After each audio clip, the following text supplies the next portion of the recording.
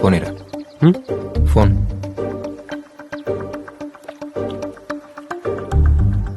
ఎవరికి బాబాయ్? నీ వుడ్బీకి. బాబాయ్ బాబాయ్ వద్దు బాబాయ్, బాబాయ్ ప్లీజ్ బాబాయ్. హలో, నీకు తిట్టాలనిపిస్తే తిట్టు, ఏమైనా చెప్పాలనిపిస్తే చెప్పు.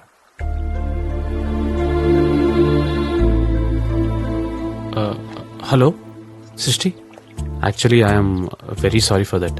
నేను కావాలని చేయలేదు. నాకు కుక్కలంటే చాలా భయం. నువ్వు టక్కుని కొట్టేసరికి పెద్ద ఇష్యూ అయిపోయింది. ఈ పెళ్లి క్యాన్సిల్ అయినందుకు చెప్పాలంటే నా మీద కంటే ఎక్కువ ఎఫెక్ట్ నీ మీదే పడుతుందని నాకు తెలుసు. నేనే 2 months ముందు పరిచయం. But you and juice I totally understand. I'm really sorry for that. Hey, I'm so sorry. కొట్టుండకూడదు, చెప్పుండాల్సింది. నేను కూడా చూసిలా ఒక కుక్క పిల్లని తెచ్చుకుని 6 months దాంతో క్లోజ్ అయ్యి ఓ సెల్ఫీ దిగి పంపిస్తాను. ఇవన్నీ జరగకుండా ఉంటే ఎల్లుండి మన పెళ్ళి. Anyway, my bad luck. Take care. Hey, పెళ్లి చేసుకుందావా? వాట్? పెళ్లి చేసుకుందామా? మరి ఫ్రెండ్స్, ఫ్యామిలీ ఇంత సడన్ గా? తాళి కట్టడానికి నువ్వు, కట్టించుకోవడానికి నేను ఉంటే చాలు. కుదిరిన వాళ్ళు వస్తారు, కుదిరని వాళ్ళు వాట్సాప్ లో విష్ చేస్తారు. ఓకే? Double okay. ఎస్. రే రే రే రే, లవ్ యూ బాబాయ్, థ్యాంక్ యూ సో మచ్. రే, ఫోన్ చేయించింది ఆడరా. ఆడు రావడానికి రీజన్ నువ్వే కదరా. రేయ్ రేయ్ రేయ్, లవ్ యూ బాబాయ్.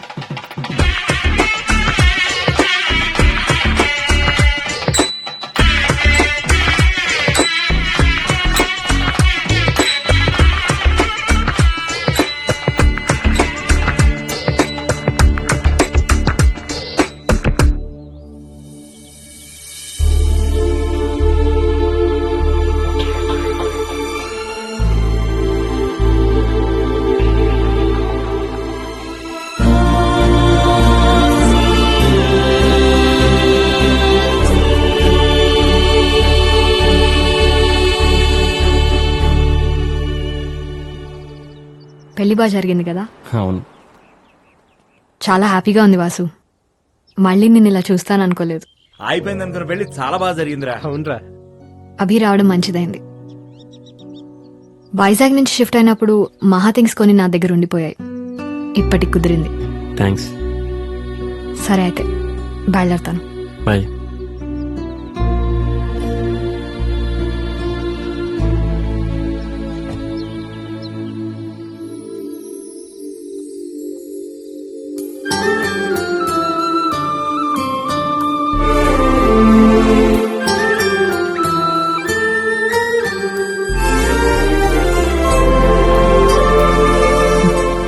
తనేం మన రిసార్ట్ లో రిసెప్షనిస్ట్ లేక మన వీధిలో ఉండే కుర్రాడ కాదండి. ఇవాళ కాకపోతే రేపైనా చెప్పొచ్చు అనుకోవడానికి.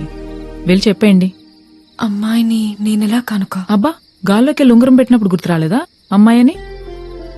అయినా లవ్వనగానే ముందు అబ్బాయే ప్రపోజ్ చేయాలన్నది మనం ఇంటి ముందు ముగ్గులేసే రోజులు. ఇప్పుడు ఇంట్లోనే చెప్పులేసుకొని తిరుగుతున్నాం. ఇంకా ఆలోచించకండి. కాదంటే ఎంగేజ్మెంట్ ఆగిపోయిన వాళ్ళకే పెళ్లైపోయింది. మీకు ఆల్రెడీ ఎంగేజ్మెంట్ అయిపోయింది. పెళ్ళెందుకు కాదు? వెళ్ళండి ప్లీజ్. సాయిగాడు ఊర్లో జరుగుతున్న పెళ్లిళ్ళన్నిటికి అటెండ్ అయ్యేటప్పుడే అనుకున్నా ఆడు పెళ్లి చాలా గ్రాండ్ గా జరుగుద్దని. సరే, ఓకే, అర్థమైంది. ఇప్పుడు వస్తాం బాబాయ్. అవునరా, మేఘన ఎక్కడ కనిపించట్లేదు. ఏమో తెలీదురా. సర్లే, రేపు ఇంటికి వెళ్దాం.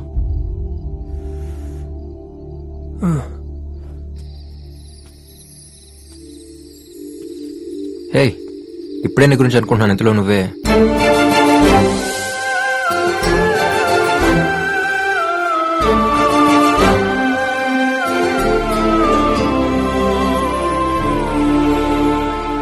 ఫ్యామిలీ, నా రెస్పాన్సిబిలిటీస్, వర్క్ కనుక ఇవి తప్ప నాకు ఇంకేం తెలీదు. ఇంకేదో కావాలని నాకెప్పుడు అనిపించలేదు కూడా. ఫస్ట్ టైం మనం ఒకళ్ళని కలిసినప్పుడు నచ్చితే మళ్ళీ కలిస్తే బాగుంది అనుకుంటాం. మరీ నచ్చితేనే ఎప్పుడెప్పుడు కలుద్దావా అని ఆలోచిస్తాం. అలా ఆలోచించింది ఫస్ట్ టైం నీ గురించే. బాబాయ్, సారీ డిస్టర్బ్ చేయట్లేదు కదా? ఒక అర్జెంట్ పని. వాసుగాడు కలవాలంటున్నాడు, వెళ్దామా? పర్లేదు, ఇట్స్ ఓకే. సారీయా, రేపు పొద్దునే మాట్లాడుకుందాం. ఓకే.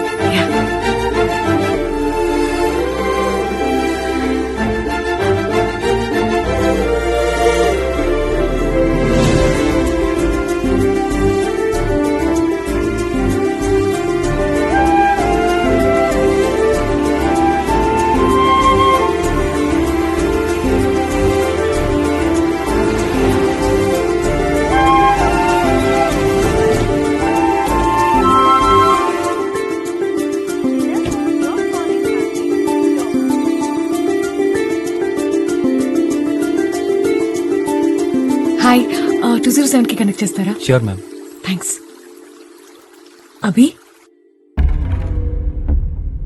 నేను సతీష్ని మాట్లాడుతున్నాను. ఒకసారి అభికి ఫోన్ ఇస్తావా? అభి లేడు, వెళ్ళిపోయాడు. వెళ్ళిపోయాడా? ఎప్పుడు? ఇప్పుడే ఒక 10 నిమిషాలు అయింది.